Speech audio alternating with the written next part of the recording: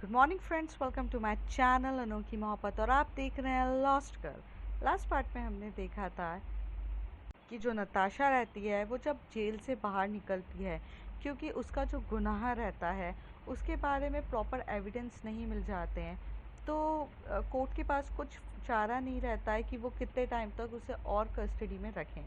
जब पूरे एविडेंस मिल जाएंगे तब उसे वो सज़ा दे सकते हैं कि लाइक मर्डर की जो भी सज़ा होती है।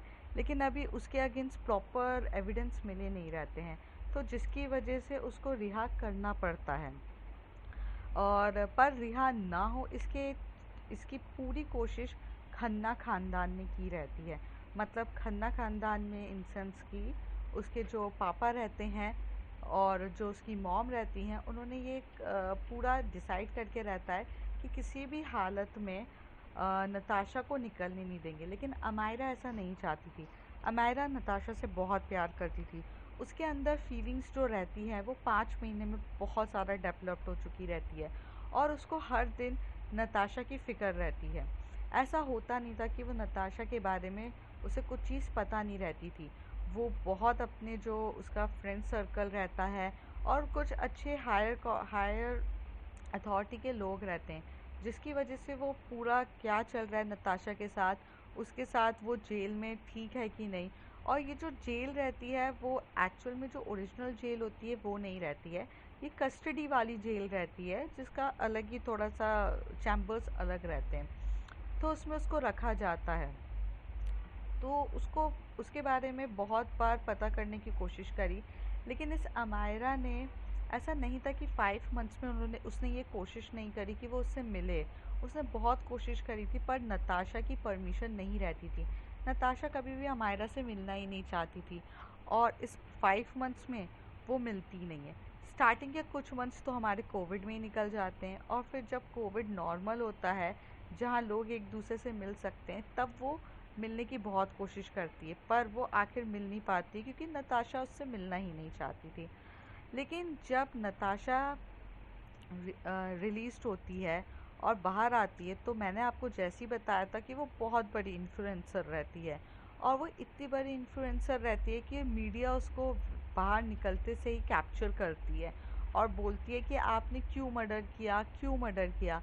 तो जिसमें वो मीडिया के सामने बोलती है कि उसने कुछ मर्डर नहीं किया है, उसका पति अलाइव है, और वो ये चीज़ प्रूव कर देगी 1 वीक के अंदर।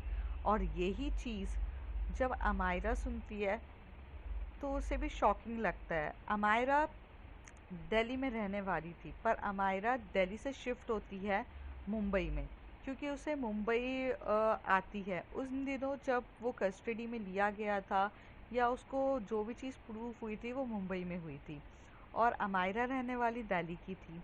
तो लेकिन वो दिल्ली से मुंबई आती है सिर्फ अमायरा नताशा से मिलने के लिए। लेकिन नताशा जो रहती है वो किसी से नहीं मिलती है। नताशा को जब वो वहाँ पर देखती है, तो वो ऐसा उसके मन में इतनी फीलिंग्स आती है कि वो जाए, उससे बात करे और उससे कहे कि आई एम विथ यू। बस भाई को कैसे तुम पता कर रही हो, मुझे बताओ, कुछ मेरी हेल्प चाहिए, बस चीज़ें पता करो, मैं हेल्प करने के लिए तैयार हूँ। उसके मन में सिर्फ यही सारे सवाल उठते हैं। पर जो हमारी नताशा रहती है वो अपनी मॉम के साथ कार में बैठ के चली जाती है। जब वो वहाँ से अच्छे तरीके से चली जाती है, तो अमायरा रहती है वो वहाँ खड़े होते हुए देखती हुई रहती है। तभी उसके पीछे उसके जो शोल्डर पे एक जन टैप करता है, तो वो जब टर्न होके देखती है तो एक बहुत सुंदर, एकदम वेल ड्रेस्ड और एक स्ट्रिक्ट ऑफिसर खड़ी रहती है। वो फीमेल रहती है, और वो पुलिस वाली रहती है और ऑफिसर रहती है। और वहाँ ऑफिसर खड़े होके बोलती है कि अमायरा खन्ना। तो कहती है यस। तो कहती है ओ, तो आप हैं अमायरा खन्ना। तो कहती है कि हाँ, but did I know you. तो वो कहती है नो, यू डोंट नो मी, और मुझे जान भी नहीं सकती हो। बस मैं तो ये पूछने आई थी कि अपनी भाभी से मिलने आई हो तो फिर मिली क्यों नहीं थी।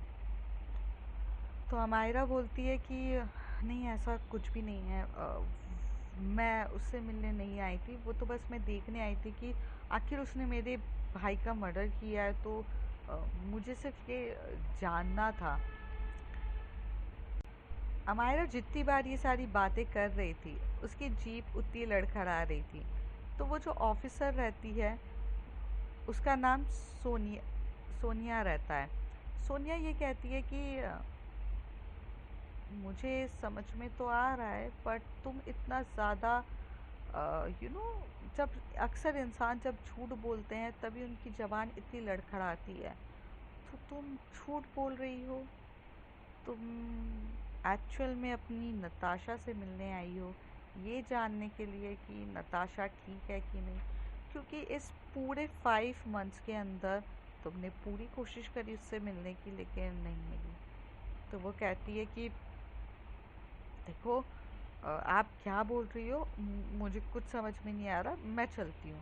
तभी वो एकदम से हाथ पकड़ती है सोनिया अमायरा का और कहती है कि जब तुम्हें पता है कि तुम्हारा भाई जिंदा है, तो नताशा को बेगुनाह प्रूफ करने में इतनी देरी क्यों लगा रही हो।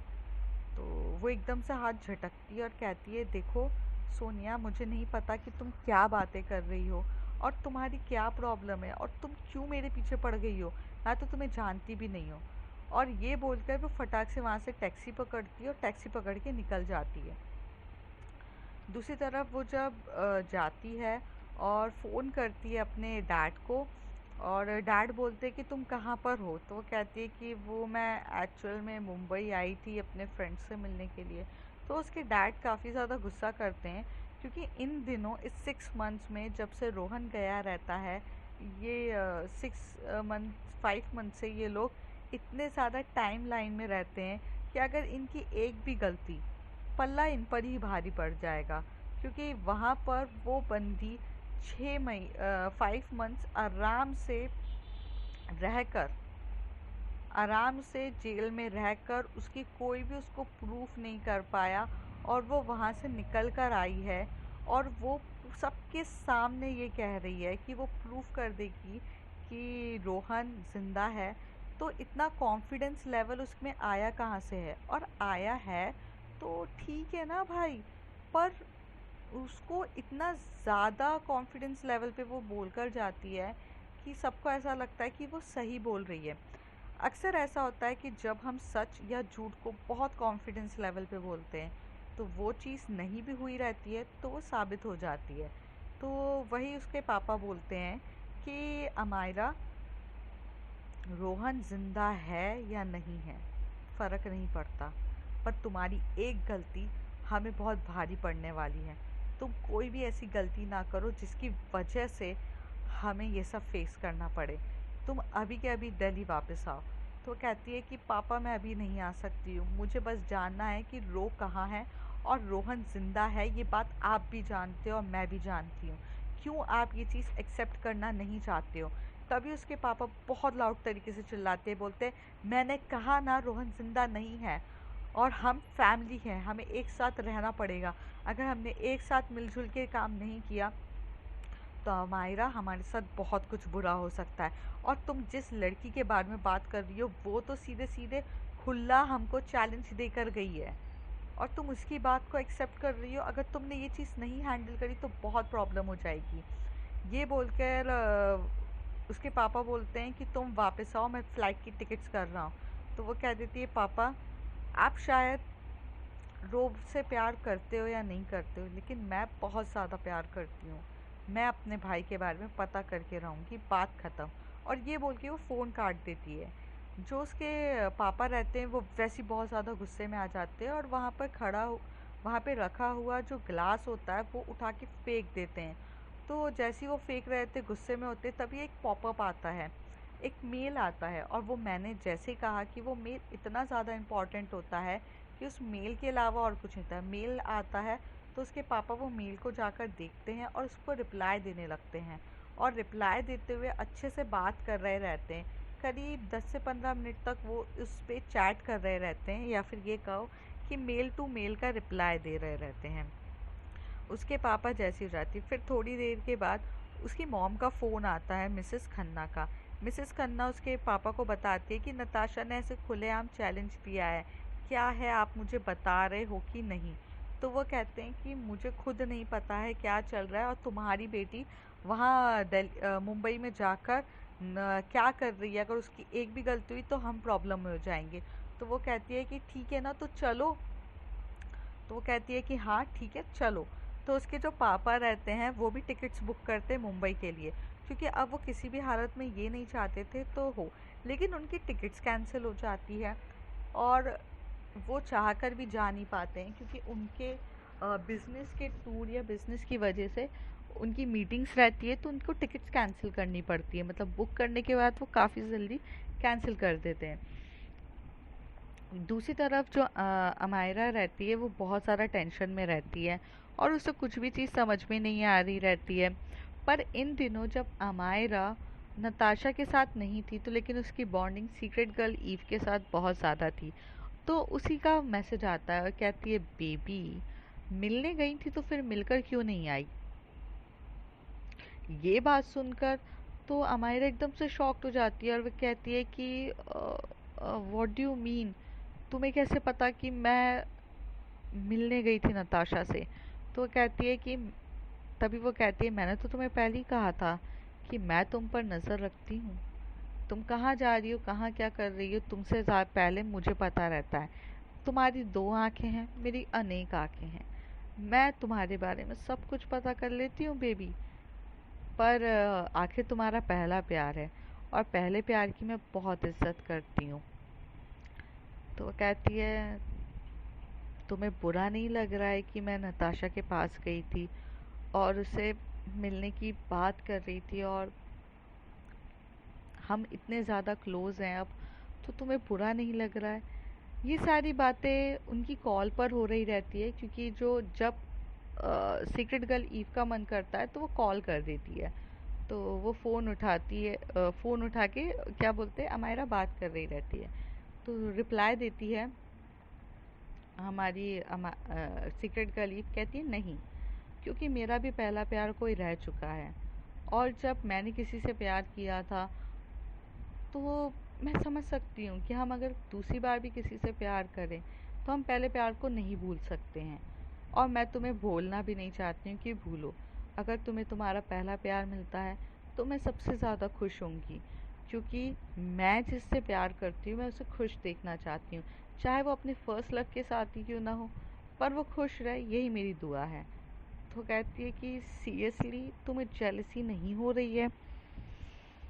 तभी सीक्रेट गर्ल ईव कहती है कि सच बोलूं तो बहुत ज़्यादा हो रही है, बहुत बहुत बहुत ज़्यादा। मैं तुम्हें किसी और के साथ देख नहीं सकती हूँ, क्योंकि मैं तुमसे बेहद प्यार करती हूँ। पर वो प्यार ही क्या जो किसी की खुशी ना देख सके, वो मोहब्बत ही क्या जिसमें अपने महबूब की खुशियाँ, भला वगैरह ना देखा जाए।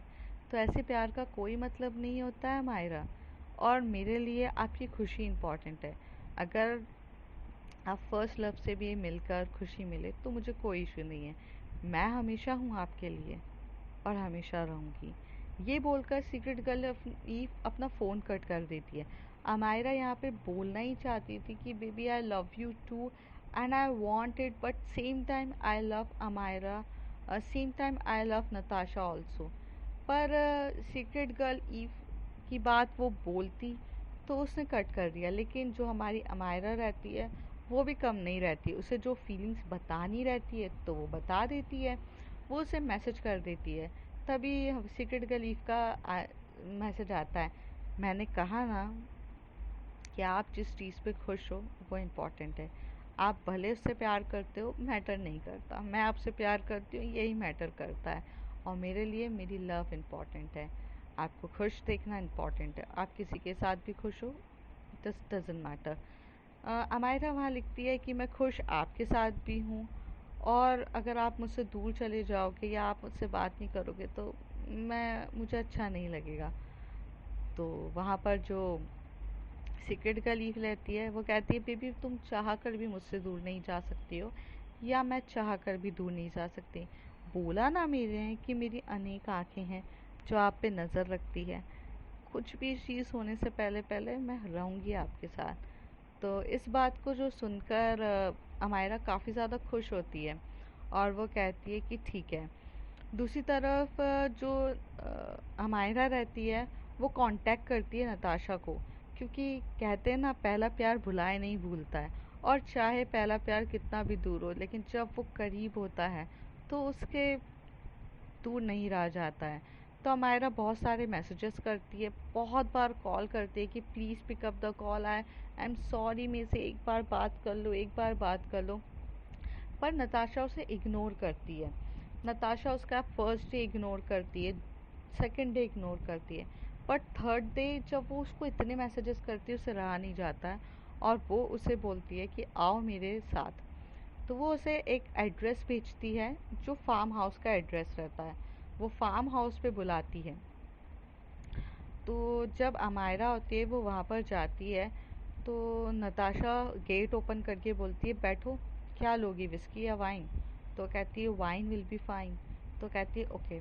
तो वो वाइन वहाँ से लाकर उसके हाथ में देती है और बोलती है कि बोलो मुझसे क्यों मिलना था। नताशा कहती है, तभी अमायरा कहती है यार क्या मिलना, मतलब क्या बात है, तुम्हें पता तो है कि क्या है यार, प्लीज़ ऐसे मुझे इग्नोर मत करो, मेरी गलती की सज़ा मुझे इतनी ज़्यादा मत दो, मुझे नहीं पता था कि रो तुम्हारे साथ ऐसा करेगा।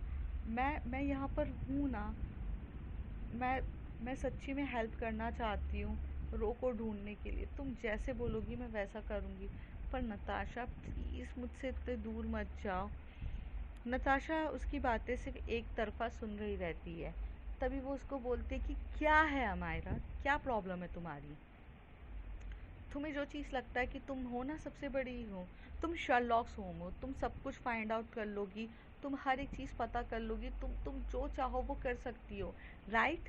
But the reality is that it's nothing like that, okay? पहले तुमने अपने भाई को खोजने के चक्कर में मुझे फंसा दिया, आज मैं वो चीज़ की सज़ा काट रही हूँ जो मैंने की नहीं है। तुम्हारा भाई तो मज़े ले रहा होगा, कहीं बैठा होगा 5 स्टार होटल पे और ऐश से ज़िंदगी जी रहा होगा। आखिर 500 करोड़ रुपए भी तो हो गए। तुम्हें ये पता है कि इस बीच ड्यूरेशन में मेरे ऊपर 500 करोड़ का स्कैम करने का भी इल्ज़ाम आया है कि मैंने रोहन को मार कर उसके पैसों का क्या किया। अरे वो 500 करोड़ रुपए कहाँ से लाकर दूँ मैं? हाँ, मुझसे वसूल किए जा रहे हैं। तुम्हें पता भी है अमायरा मेरे साथ क्या हो रहा है, तो और तुम मुझसे ये एक्सपेक्ट करती हो कि मैं नॉर्मल होकर तुमसे अच्छे से बात करूं और चीज़ें करूं। सो सॉरी स्वीट हार्ट, मुझसे नहीं होगा। और ऐसे करके ना वो अपनी वाइन का जो गिलास होता है वो वहाँ रख देती है और अमायरा को बोलती है कि अब क्या बात करनी है, अब जाओ। तो अमायरा वहाँ से जा ही रही रहती है, तो भी वो एकदम से टर्न होती है और बहुत जम के हक कर देती है। जब वो जैसी हक करती है नताशा को, नताशा पहले उसे बहुत पुश कर रही रहती है कि दूर हो अमायरा, प्लीज़ दूर हो, पर वो उसको दूर होने ही नहीं देती है। थक हार के जब 5 से 10 मिनट हो जाते हैं, वो उसे टाइटली छोड़ ही नहीं रहती है। तो अमायरा का, नताशा का गुस्सा जब शांत हो जाता है और वो शांत होकर उसे बहुत टाइटली हक करती है, तभी वो कहती तुम्हें पता है ना कि मेरा गुस्सा ऐसे ही शांत होता है, तो तुम ये हरकतें क्यों करती हो? तो अमायरा कहती है कॉलेज के टाइम पे भी तुम्हें जब गुस्सा आता था मैं तुम्हें तब भी हक करती थी शांत करने के लिए, और आज भी तुम्हारी यही आदत है, वो कभी छूटी नहीं है। अमायरा कहती कुछ आदतें नहीं छूटती है,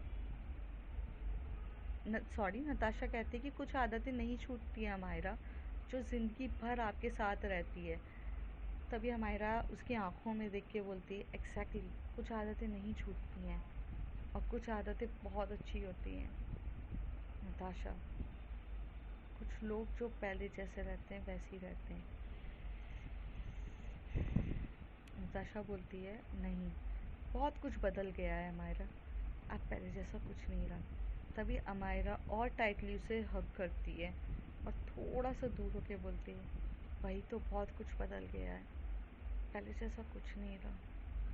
और जब वो ये बोलती है तो दोनों एक दूसरे की आंखों में देख रहे रहते हैं। नताशा का बोलने का तरीका रहता है कि अब हमारे बीच में कुछ नहीं हो सकता, लेकिन अमायरा का कहने का मतलब होता है कि अब हमारे बीच में बहुत कुछ हो चुका है, क्योंकि अब रोहन नहीं है, तो you and me can be together, वो वाली बात होती है। पर नताशा का तो ऐसा होता है कि क्या टुगेदर होना है, तुम लोग तो मुझे जेल भेजने की बात कर रहे हो, पर इसमें सब जेल भेजने की बात करते, पर अमायरा नहीं। जब दोनों एक दूसरे की आंखों में काफ़ी ज़्यादा तरीके से देख रहे रहते हैं, अमायरा उसकी आंखों में खोई चुकी रहती है। अमायरा हमेशा से नताशा की आंखों में खो जाती थी। उसे नताशा की आंखें इतनी पसंद थी कि पूछो मत। और हाँ, हालांकि नताशा की आंखें बहुत कातिलाना थी। उसकी आंखों की बात करने का तरीका, उसकी पलकें झपकना, वो सबसे ज़्यादा अट्रैक्टिव चीज़ थी। कोई भी उसकी आंखें देखकर फ्लैट हो सकता था। आखिर वो ऐसी इन्फ्लुएंसर थोड़ी ना थी। कुछ तो कुछ तो जादू था। तो जब वो उसकी आंखों में देख रही रहती है अमायरा, और वो उसको किस कर देती है। जैसी वो उसे किस करती है, तो थोड़ी देर तो किस करने के बाद जो नताशा होती है वो उसे धक्का देके बोलती है, अमायरा ये सही नहीं है, तुम जाओ यहाँ से, तुम चली जाओ। जो अमायरा रहती है वो जाती नहीं है, ऊपर से और उसके करीब आ रही रहती है। जो नताशा रहती है वो पीछे पीछे जा रही रहती है, अमायरा उसके आगे आगे बढ़ रही रहती है। जैसे पीछे पीछे जाते जाते वो एक वॉल से टकरा जाती है, और जैसे वो वॉल से टकराती है, जो अमायरा रहती है अपने दोनों हाथ उसके साइड में रख देती है, जैसे उससे वो लॉक कर देती है। तभी नताशा बोलती है, देखो अमायरा, जो तुम सोच रही हो वो सही नहीं है। I am married person, I am married to your brother. तो अमायरा कहती है, आई नो, बट ऐसे पति का क्या फ़ायदा जो जेल पहुंचा दे। You love me, you know that, I love you, you know that. तो एक्सेप्ट करने में क्या जाता है। एंड सच बोलूं, अब रहा नहीं जाता। बहुत साल रह लिए तुमसे दूर, अब मुझे सिर्फ और सिर्फ तुम चाहिए। और ये बोलकर वो उसे फिर से किस कर देती है। इस बार नताशा उसे धक्का भी नहीं देती है, जैसे कि वो अब कन्विंस्ड हो चुकी है अमायरा की सारी बातों से। कन्विंस्ड क्या होना था, प्यार तो उसके मन में भी था, और वो भी उसे किस बैक करने लगती है। और दोनों काफ़ी ज़्यादा एक दूसरे को किस कर रहे रहते हैं। करीब 5 मिनट तक तो वो एक दूसरे को किस कर रहे रहते हैं। उनकी किस इतनी ज़्यादा डीप होती है कि वो फ्रेंच किस होती है, टंग किसिंग होने लगती है, और बहुत टाइम तक वो एक दूसरे को किस करते हैं। किस करने के बाद जो अमायरा होती है वो उसे क्या बोलते, नताशा की जो वेस्ट होती है वो बहुत पसंद रहती है। नताशा की वेस्ट बहुत स्लिम रहती है और काफ़ी ज़्यादा सेक्सी रहती है। तो नताशा की जो वेस्ट को रहता है उसे पकड़ती है और उसे प्रेस करने लगती है। और ये प्रेस देख के जैसे जैसे वो उसे प्रेस करती है, वैसे वैसे जो नताशा है वो अपना कंट्रोल खो देती है। उसने शर्ट पहनी हुई रहती है, और वो शर्ट को रिमूव करना स्टार्ट कर देती है अमायरा। अमायरा बहुत जल्दी में रहती है, जैसे कि वो इस चीज़ का इंतज़ार कितने टाइम से कर रही थी, और वो बहुत तड़प रही रहती है। नताशा की जब वो शर्ट ओपन कर देती है और फेंक देती है, तभी वो उसे किस पे करने स्टार्ट कर देती है, उसकी नेक पर, उसके चेस्ट के वहाँ पर, और उसकी जो नेवल पे होती है बहुत किस कर रही रहती है। और किस करते करते वो उसके जो जीन्स पहनी रहती है उसके भी बटन्स ओपन करना स्टार्ट कर देती है। तभी जो नताशा होती है वो हाथ पकड़ के बोलती है, बेडरूम में चले। तो वो कहती है कि ठीक है, बेडरूम में चलते हैं। जैसे ये लोग बेडरूम में जाते हैं, तो जो नताशा रहती है वो अमायरा को धक्का देती है बेड के ऊपर, और उसके ऊपर चढ़ के उसे किस करने लगती है। और अमायरा भी उसी किस को काफ़ी इंजॉय कर रही रहती है। अमायरा ने टॉप पहना हुआ रहता है, और वो टॉप को रिमूव कर देती है, और दोनों एक दूसरे को किस कर रहे रहते हैं। दोनों ब्रा में रहते हैं, और दोनों एक दूसरे को काफ़ी ज़्यादा किस कर रहे रहते हैं। और वो उसके ईयर्स पे बाइट करती है, और उसके जो चेस्ट होता है वहाँ किस कर रही रहती है। उसके जॉ लाइंस पे किस कर रही रहती है नताशा, क्योंकि जो हमारे अमायरा के जॉ लाइंस बहुत बहुत सेक्सी रहते हैं। उसके जॉ लाइंस पे किस कर रही रहती है। फिर वो उसके थोड़ा और नीचे आती है तो वो उसके नेवल पे किस करती है।